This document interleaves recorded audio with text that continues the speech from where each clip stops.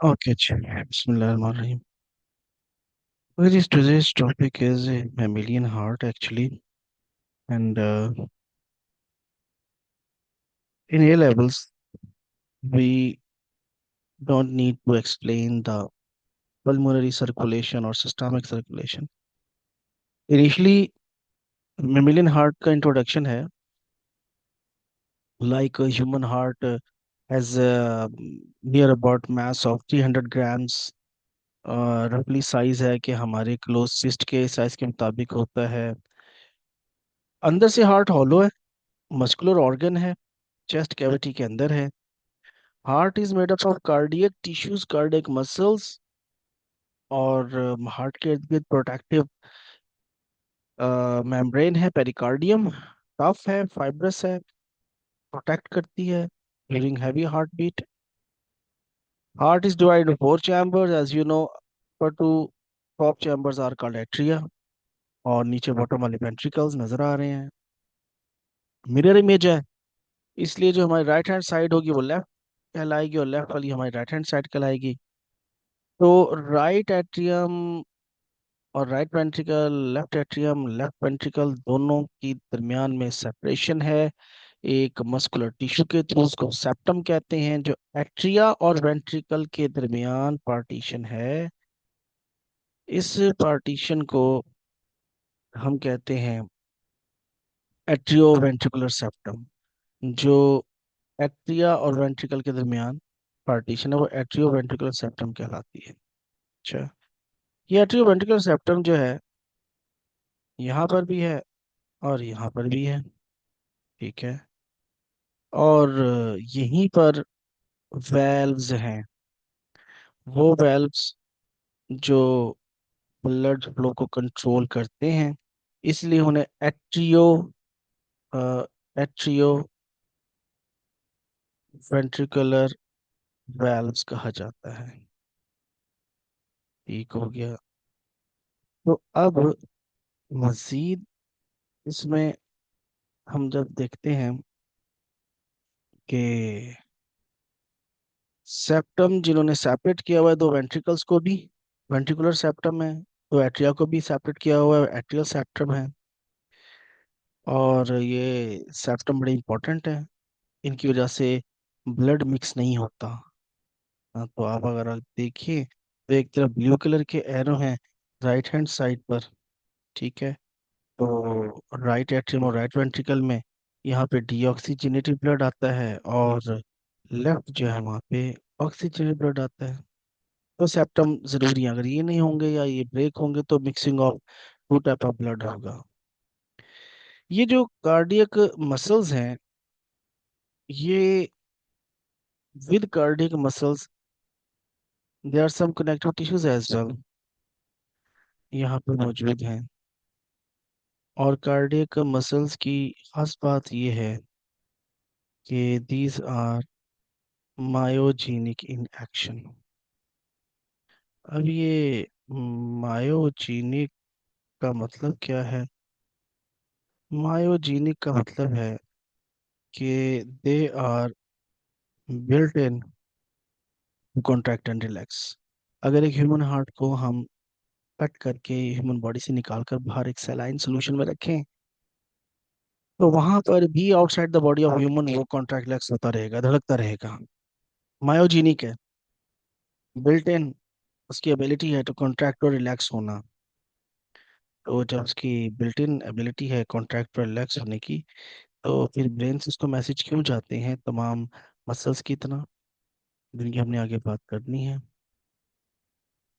वो इसलिए मैसेज जाते हैं ताकि जो हार्ट है उसका एक रिदम बने।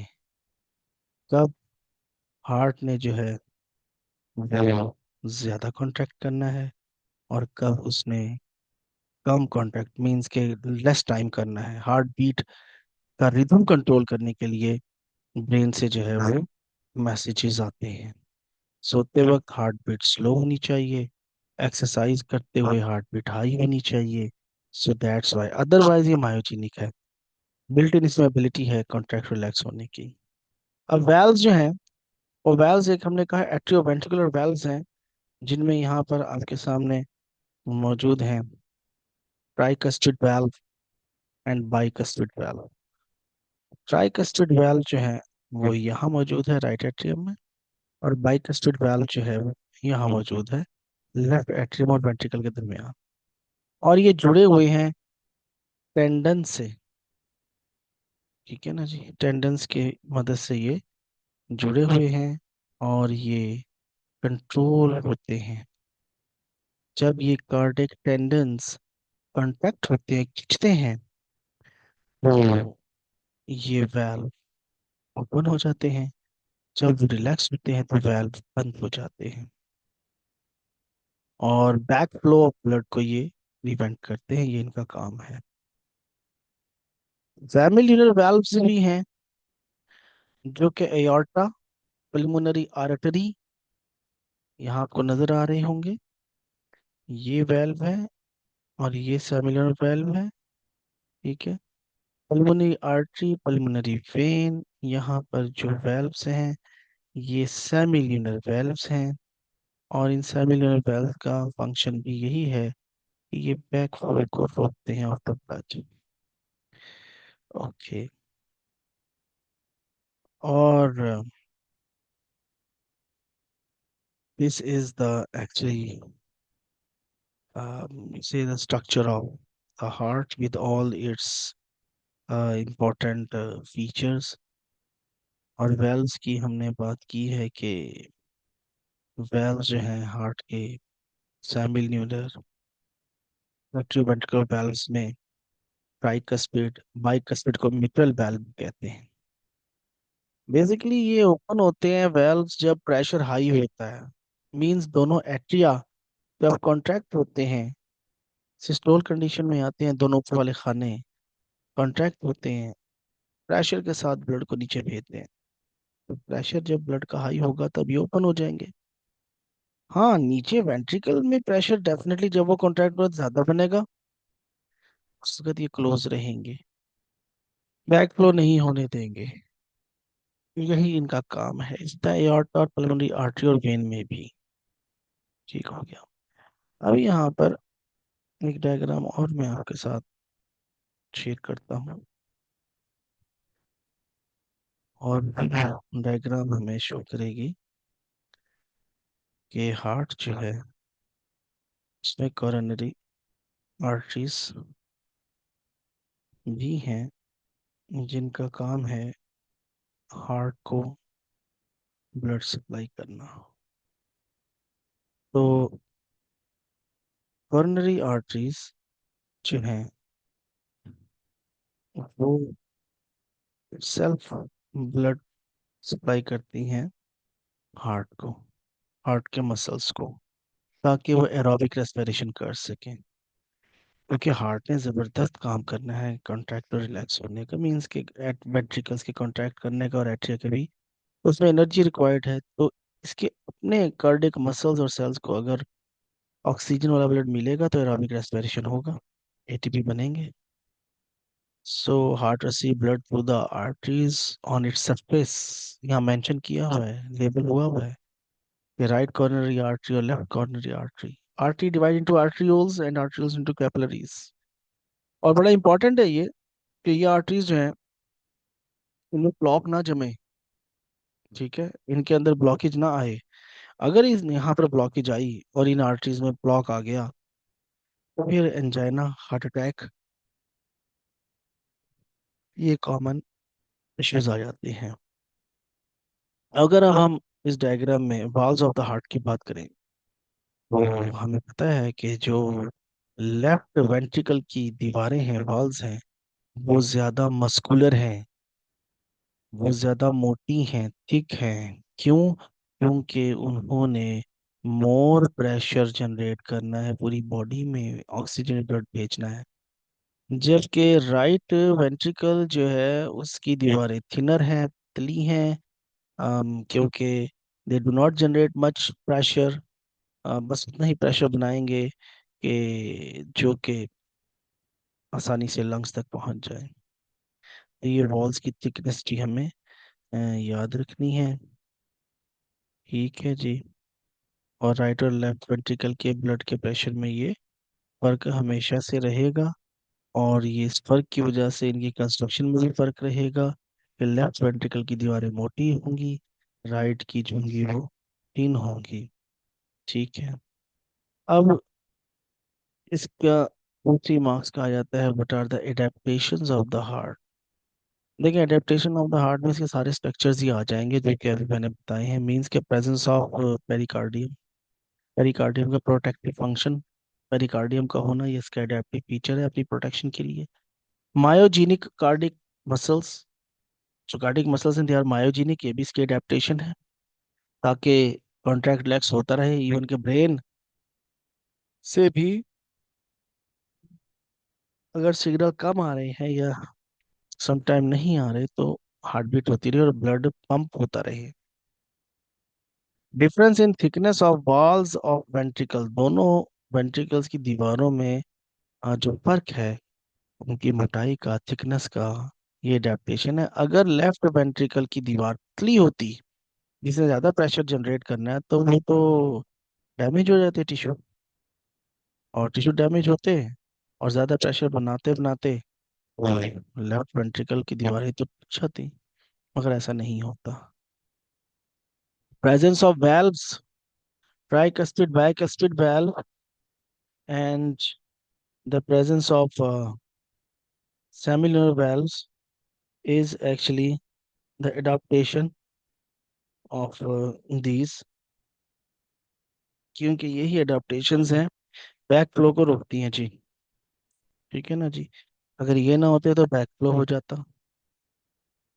And presence of median septum, हाँ ये मैं आप दिखा देता हूँ जगह, और ये बड़ा इम्पोर्टेंट भी है। इसके हमने जो है इससे रेलेवेंट अभी बात भी करनी है। ये है जी मीडियन सेप्टम, ये जगह। ठीक है जी, ये मीडियन सेप्टम है। यहाँ से जो है वो गुजरेंगे वेव्स, वेव ऑक्सीटेशन में भी बात करते हैं इसकी।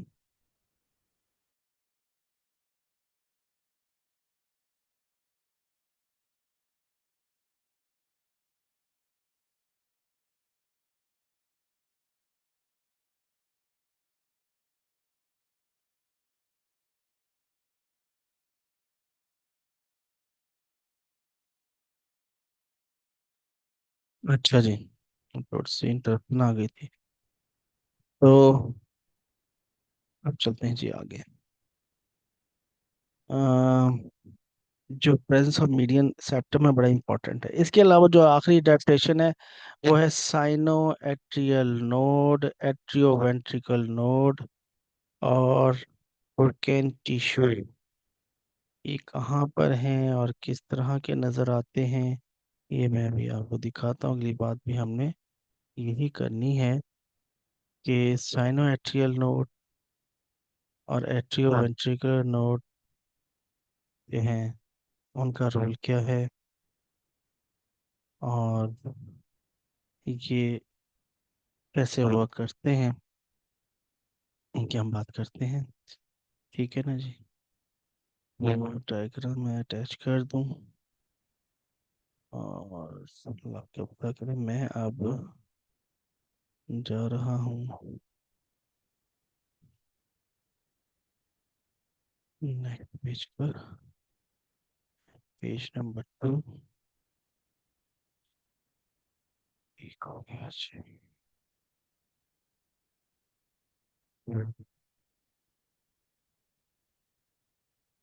यहाँ हम ऐड कर रहे हैं डायग्राम। देखिए डायग्राम आ गई है आपके सामने, तो मुझे बताइएगा। इसे रॉगी। ठीक हो गया जी। ठीक है। अ, और चलना, ठीक है चले किससे बात करते हैं। Now the working of the heart. देखिए वर्किंग ऑफ द हार्ट जो हमने ओ लेवल्स में पढ़ा था, कि superior vena cava body part से डीऑक्सीजनेटेड ब्लड, और इंफीरियर वेना केवा जो कि बहुत बड़ी वेन है वो इंफीरियर मतलब लोअर बॉडी पार्ट से डीऑक्सीजनेटेड ब्लड लाकर उसको डाल देते हैं राइट एट्रियम में। राइट एट्रियम कॉन्ट्रैक्ट होता है और पुश करता है ब्लड को through tricuspid valve into right ventricle. Right ventricle contract होता है, पुश करता है ब्लड के इनटू पल्मोनरी आर्टरी, क्योंकि उस डीऑक्सीजनेटेड ब्लड को लेकर जाती है लंग्स में। लंग्स में प्योरिफिकेशन होती है, ऑक्सीजनेशन होती है, ऑक्सीजन एड अप होकर वो ब्लड वापस आता है पल्मोनरी वेन के जरिए लेफ्ट एट्रियम में। लेफ्ट एट्रियम फिल अप होता है। फिल होने के बाद वो कॉन्ट्रैक्ट करके पुश करता है उस ऑक्सीजनेटेड ब्लड को into left ventricle through bicuspid valve. और लेफ्ट वेंट्रिकल जब कॉन्ट्रैक्ट करता है तो अयोर्टा के थ्रू पूरी बॉडी को ऑक्सीजनेटेड ब्लड चला जाता है। और ये कॉन्ट्रैक्शन जो एट्रियल और वेंट्रिकल करते हैं उन्हें सिस्टोलिक कहा जाता है, कि atrial systolic condition and relax जब वो होते हैं तो डायस्टोलिक कंडीशन। ये पुरानी बातें हैं, ये डिटेल हमारे यहाँ पर इस तरह से नहीं है, ये पुरानी बात है, इसलिए उन्होंने इसको रिपीट नहीं किया। अब नई बात क्या है? नई बात ये है कि volume of blood in each ventricle pump पर minute is a cardiac output. अब नई बात ये है कि हमें पता होना चाहिए कि what is cardiac cardiac output. वो कार्डियक आउटपुट जो है वो बेसिकली क्या है कि जब दोनों या जब ईच वेंट्रिकल पंप तब सिस्टोल करता है और सिस्टोल करके जब ब्लड का वॉल्यूम आगे भेजता है उसको हम कहते हैं ये कार्डियक आउट है। अब राइट और लेफ्ट में फर्क है, लेफ्ट वाला भेजेगा बॉडी में, राइट वाला भेजेगा लंग्स में, लेकिन दोनों at the same time contract होते हैं जी, राइट और लेफ्ट। और जितना भी वॉल्यूम पर मिनट जाता है दिल से बाहर वो कार्डिक आउटपुट है। और दो फैक्टर्स हैं जो कार्डिक आउटपुट को डिटरमाइन करते हैं। एक तो रेट ऑफ कॉन्ट्रैक्शन जिसे हम हार्ट रेट या number of beats per minute कहते हैं। जाहिर सी बात है जब number of beats per minute ज्यादा होंगी तो कार्डिक आउटपुट भी ज्यादा होगा, और जब हार्ट बीट कम होगी तो कार्डिक आउटपुट पर मिनट भी कम होगा। Number two, stroke volume. अब ये स्ट्रोक वॉल्यूम क्या है? कार्डिक आउटपुट के बाद the amount of blood pump by the ventricle in single contraction. देखिए, मैंने ये कहा कि जो कार्डिक आउटपुट है ना वो वॉल्यूम है दोनों वेंट्रिकल पर मिनट भेजते हैं जो, ठीक है ना, पर मिनट जो भेज रहे हैं वो कार्डिक आउटपुट है। लेकिन स्ट्रोक वॉल्यूम क्या है? एक बीट में एक मरतबा दिल जब धड़कता है दोनों वेंट्रिकल जब कॉन्ट्रैक्ट करते हैं और जितना वॉल्यूम वो भेजते हैं वो है स्ट्रोक वॉल्यूम। तो एवरेज स्ट्रोक वॉल्यूम ह्यूमन का है 70 अब 70 ml को आप मल्टीप्लाई कर लें 72 बीट से जो पर मिनट होती हैं, तो तकरीबन 5 लीटर के बराबर खून जो है वो वॉल्यूम ह्यूमन हार्ट हर मिनट भेज रहा है आगे। ठीक है जी। तो इसमें इंपॉर्टेंट बात थी कार्डिक आउटपुट की, पर मिनट जो वॉल्यूम ऑफ ब्लड फेंक रहा है वेंट्रिकल, दोनों वेंट्रिकल कॉन्ट्रैक्ट करके outside the heart, cardiac output है। और जो एक बीट में दोनों वेंट्रिकल कॉन्ट्रैक्ट के वॉल्यूम ऑफ ब्लड भेज रहे हैं आगे वो है एक वॉल्यूम जो कि 70 ml है। और जितनी हार्ट बीट होंगी, अगर कोई ज्यादा तेज भाग रहा है 80 हार्ट बीट है तो 70 मल्टीप्लाई बाई 80 हो जाएगा। ठीक है, तो ये जितने लीटर बनेगा वो पर मिनट उसका कार्डिक आउटपुट होगा। ठीक हो गया। के बाद आगे चलते हैं जी। यहाँ पर हार्ट एक्शन, ठीक है। हमने ये बात कर ली है। ठीक है, अब हम आ जाते हैं how the heart action, how the heart beat takes place. ठीक है, या यूं कह लीजिए कि इस टॉपिक का जो टाइटल है ना जी, वो है सर। जी। सर, कार्डिक आउटपुट से पहले आपने जो टॉपिक बताया था उसका क्या नाम था? टॉपिक क्या नाम, सब टॉपिक जो बताया था। सबका कुछ बताया था। सर, एक इससे पहले जो कार्डिक आउटपुट जो पॉइंट है उससे पहले जो पॉइंट है वो कौन सा था? मैं बताता हूँ एक मिनट। ऐसा ये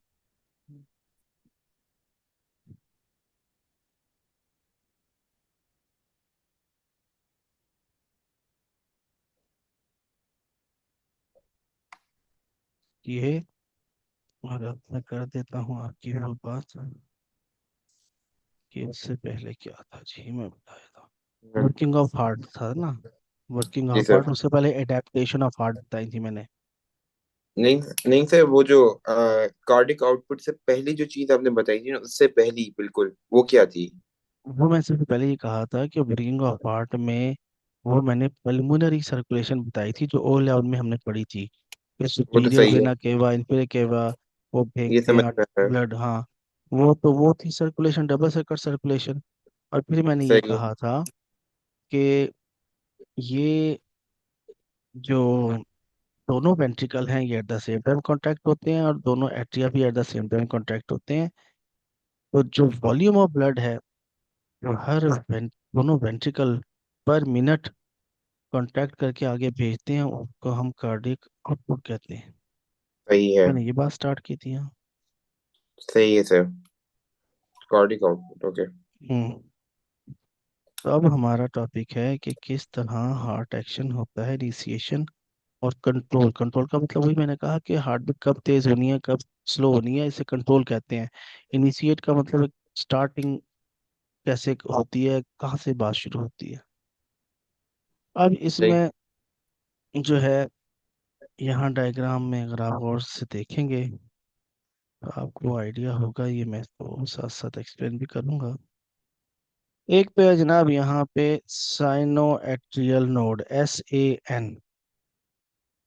ठीक है ना जी, अभी साइनो एट्रियल नोड क्या बना है? Sino atrial node is a group of cells in the wall of right atrium. और ये खास किस्म के सेल्स हैं जिन्हें एनुलस फाइब्रोसिस, तो खैर वो दूसरे, ये स्पेशलाइज्ड सेल्स हैं which have ability to conduct the wave of excitation, electric current. Better word ये है कि वेव ऑफ एक्साइटेशन आप यूज करें। ब्रेन से जो मैसेजेस मोटर न्यूरॉन के जरिए हार्ट तक पहुंचते हैं, हमने वो H2 में चैप्टर पढ़ना है, उस को हम कहते हैं छोटी क्लासों में नर्व इम्पल्स, पैगाम का पहुंचना। मगर अब हम एडवांस लेवल पढ़ रहे हैं, अगर हमने नर्व इम्पल्स लिखा तो हमें मार्क्स नहीं मिलेंगे। हमें लिखना होगा वेव ऑफ एक्साइटेशन। तो मोटर न्यूरॉन जो वेव ऑफ एक्साइटेशन यहाँ लेकर आते हैं साइनो एट्रियल नोड में, वो साइनो एट्रियल नोड में वो wave of excitation, electrical potential बहुत ज्यादा, ये उसको कर देता है, उसकी मिकदार को बढ़ा देता है साइनो एट्रियल नोड। और इसी साइनो एट्रियल नोड का दूसरा नाम पेस मेकर भी है। और ये उसको बढ़ाकर दोनों एट्रिया की दीवारों में उस करंट को, उस वेव ऑफ एक्साइटेशन को सेंड करता है। तो वहाँ की जो सेल्स की मेम्ब्रेन है ना जी, वो हो जाती है डीपोलराइज्ड। अच्छा, डीपोलराइज्ड का मतलब ये है कि उनकी, ये हमने पूरा चैप्टर खैर नर्वस सिस्टम का एच में पढ़ना है, इसलिए हम यहाँ डिटेल नहीं कर रहे, ना रिक्वायर्ड है। आपको सिर्फ ये समझना है कि डीपोलराइजेशन का मतलब ये है कि उनकी मेम्ब्रेन पर पहले जो नॉर्मल चार्ज था वो नॉर्मल चार्ज अब चेंज हो गया और वो डीपोलराइज्ड हो गई। जिसकी वजह से एट्रिया के जो मसल्स हैं, सिर्फ एट्रिया की वॉल्स के कार्डिक मसल्स वो कॉन्ट्रैक्ट हो जाएंगे, जिसकी वजह से दोनों एट्रिया राइट और लेफ्ट उनकी सिस्टोलिक कंडीशन हो जाएगी। ये बात यहाँ रुकेगी नहीं, बल्कि ये वेव ऑफ एक्साइटेशन जो है, ये एक और नोड जिसका नाम है एट्रियो वेंट्रिकुलर नोड, ठीक है। तो यहाँ पे मेंशन भी है एट्रियो वेंट्रिकुलर नोड, AVN, ये मौजूद है। एट्रियो वेंट्रिकुलर नोड तक पहुंचेगी। एट्रियो वेंट्रिकुलर नोड उसकी मैग्नीट्यूड को मजीद बढ़ाएगा, बढ़ाकर वो इस डीपोलराइजेशन वेव ऑफ एक्साइटेशन को एक दोनों वेंट्रिकल्स के दरमियान में टिश्यूज हैं जिनका नाम है बंडल ऑफ हिस, दोनों वेंट्रिकल के दरमियान सेप्टम है। इस सेप्टम के जो टिश्यूज हैं उनका नाम है बंडल ऑफ हिस साइंटिस्ट का नाम है, उसने इनको डिस्कवर किया था। इन बंडल ऑफ हिस की खास बात क्या है? इनकी खास बात यह है कि ये एनुलस फाइब्रोसिस के बने हुए हैं, ये नॉन कंडक्टिंग टिश्यूज हैं, मींस के करंट को ये पास थ्रू तो करते हैं, लेकिन इर्द गिर्द वेंट्रिकल की दीवारों में फैलने नहीं देते। इसका फायदा, इसका बड़ा जबरदस्त फायदा है जी। इसका फायदा ये है कि जितनी देर बंडल ऑफ हिस से वेव ऑफ एक्साइटेशन नीचे की तरफ आएगी, उतनी देर दोनों एट्रिया भी रिलैक्स हुए हुए होंगे और दोनों वेंट्रिकल भी रिलैक्स हुए हुए होंगे। ये वक्त होता है तकरीबन 0.1 मिली सेकेंड का। मतलब जीरो जीरो तो हो गया था, मिली हो गया ना, 0.1 सेकेंड। तो 0.1 सेकेंड हमारा दिल जो है वो रिलैक्स करता है, रेस्ट करता है, और 0.8 में पूरी पूरी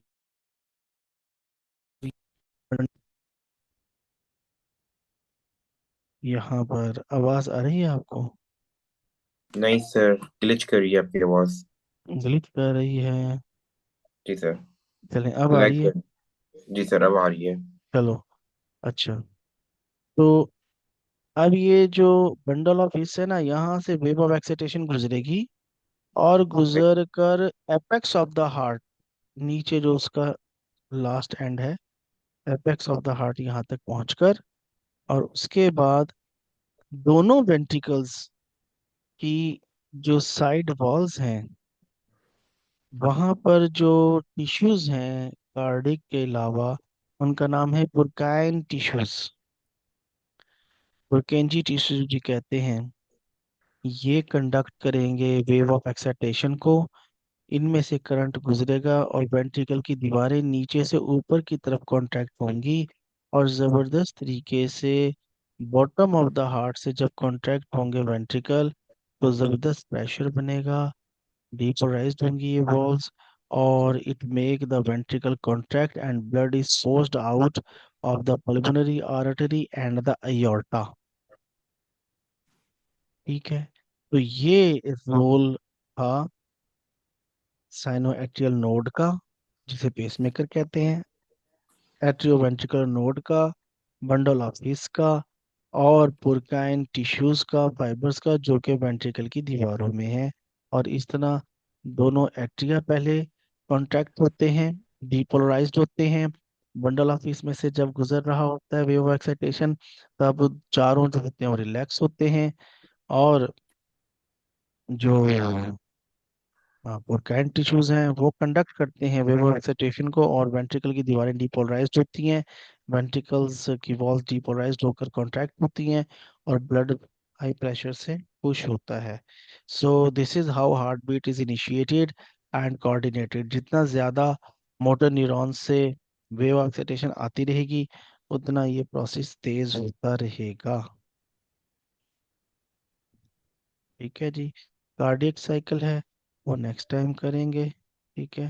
सर मुझे समझ में नहीं आ रही बात, मतलब नंबर 1 से जब इम्पल्स आएगी हमारे पास, ब्रेन से इम्पल्स आई, वो आएगी नंबर 1 पे, ऐसे एन पे आएगी। यहाँ से इम्पल्स कहाँ जाएगी फिर? एट्रिया की आर्टरी। दीवारों में। ठीक है, वॉल्स वॉल्स पे ऑफ गई। एट्रिया। अब वो और कॉन्ट्रैक्ट वॉल्स, करेंगी जैसे। वो ये हाँ जी, ये दोनों जो है ना एट्रिया, ये कॉन्ट्रैक्ट कर जाएंगे। सही है, ये लेफ्ट एंड इधर राइट दोनों भेजेगा करेंगी। ब्लड, हाँ जी, और ये इधर भेज देगा ब्लड। सही है। हाँ। इसमें वेल्व खुल गई, अब ब्लड आ गया वेंट्रिकल्स में, अब वेंट्रिकल्स दोनों, कॉन्ट्रैक्ट करेंगी। अब जब दोनों वेंट्रिकल भर रहे होंगे ना, तब ये वेव एक्साइटेशन जो है ना एट्रियोवेंट्रिकल नोड से बंडल ऑफ हिस में आ रही होगी यहाँ पर। कहाँ पर सर? अच्छा, यहाँ पर आएगी। हाँ हाँ जी। अच्छा, मतलब वो जो इम्पल्स आई थी अब वो यहाँ पे आएगी, हम्म, बंडल ऑफ हेज पे। अब ये रहेगा। ठीक है, नंबर 3 पे आ गई। जी। अब तो सर यहाँ। यहाँ पे कुछ भी नहीं होगा, क्योंकि ठीक यहाँ है। से बंडल ऑफ हिस का जो है ना फायदा यही है कि वो ये जाने नहीं देती वेव एक्साइटेशन को। तो इसमें चारों खाने रिलैक्स होंगे, और फिर ये पुरकैन टिश्यू में नीचे से तो ऊपर। चारों खाने मतलब ब्लड अभी जा रहा है वेंट्रिकल में, इसकी वजह से चारों खाने मतलब खुले, हाँ हाँ, रिलैक्स। बिल्कुल बिल्कुल रिलैक्स कंडीशन में वो वेंट्रिकल ऊपर वाले जो है ना एट्रिया, वो कॉन्ट्रैक्ट हो चुके हुए हैं, वो रिलैक्स हो रहे हैं, और नीचे वाले ऑलरेडी सही है। रिलैक्स। सही है। फिर ये नीचे से ऊपर जब वेव एक्साइटेशन जाएगी 4 से 5 की तरफ, तब एपेक्स से नीचे से पीक से ये कॉन्ट्रैक्ट होना शुरू होंगे वेंट्रिकल, और पुश कर देंगे ब्लड को पल्मोनरी आर्टरी और एओर्टा में।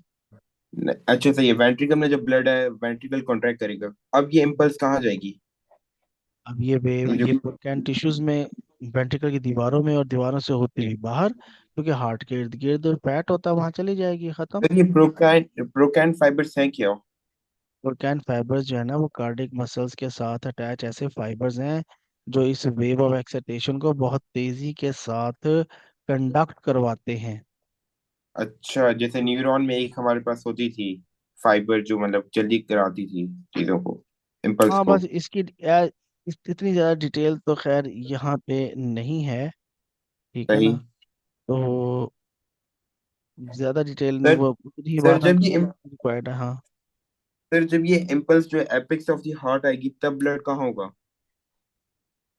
जब ये ब्लड इम्पल्स जो है एपेक्स ऑफ द हार्ट पे आ जाएगी, नीचे आ जाएगी, तब ये ब्लड कहाँ होगा अभी हमारा?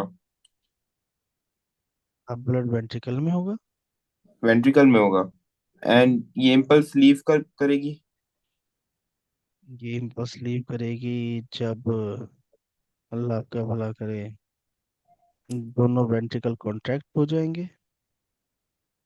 दोनों वेंट्रिकल कॉन्ट्रैक्ट करेंगे, और ये लीव कहाँ करेगी, कहाँ जाएगी लीव ये करके दीवारों हार्ट से से? होती हुई हार्ट के इर्द गिर्द फैट है मेरे भाई, वहां चली जाएगी, फैट अच्छा। में।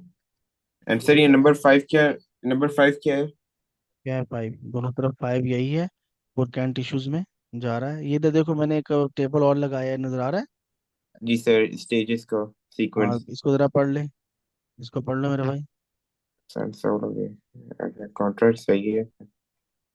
सेंस आउट टिश्यू कॉन्ट्रैक्ट की वेव।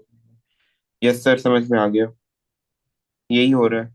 हाँ बस ठीक है फिर, यही लिखना है पेपर में। सही। तो इसका हमारे पास मैक्सिमम मार्क्स कितने आ सकते हैं सवाल, थ्योरी में? हम्म। सबसे बड़ा सवाल कितने मार्क्स का होता है थ्योरी में हमारे पास? 6। 6 मार्क्स का है यहाँ। क्योंकि अभी ओ लेवल्स में मेरे हिसाब से 7 मार्क्स तक का आया था शायद हमारे पेपर में, बना देते मेरे हैं हिसाब। हर साल कुछ ना कुछ चेंज। सही। एंड सर, आपने मेरा सवाल अभी तक उसका जवाब ही नहीं दे रहे, माइटोसिस का। वो समझ में ही नहीं आ रहा बिल्कुल। मुझे अपना समझ हेलो। नहीं आ रहा।